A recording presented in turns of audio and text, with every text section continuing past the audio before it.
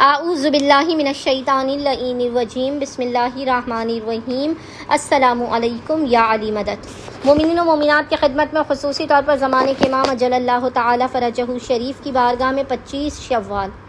شہادت امام جعفر صادق علیہ السلام کی بے پناہ تعزیت پیش کرتے ہیں۔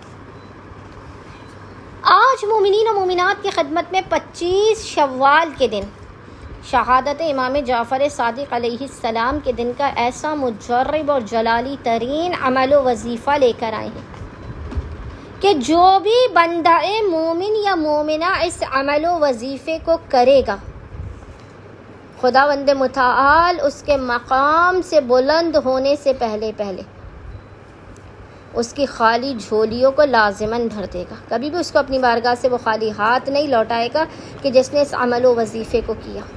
دنیا و آخرت کا کوئی ایسا مسئلہ، کوئی ایسی حاجت نہیں ہے جو چھٹے امام کے حق کے صدقے سے قبول و مقبول نہ کی جائے۔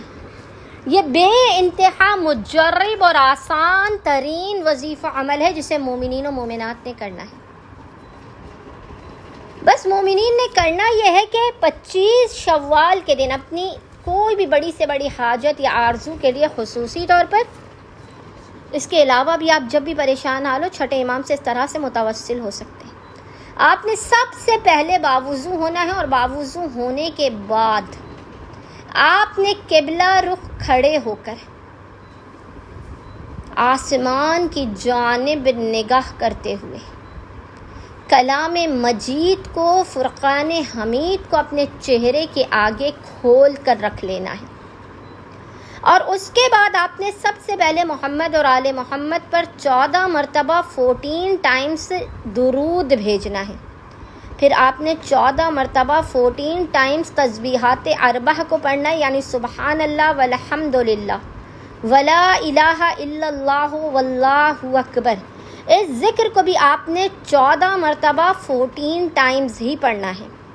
اس کے بعد آپ نے 3 مرتبہ یعنی 3 ٹائمز جو کلام مجید آپ نے ہاتھوں پر کھولا ہوا ہے اسے کھول کر آپ نے 3 مرتبہ سورہ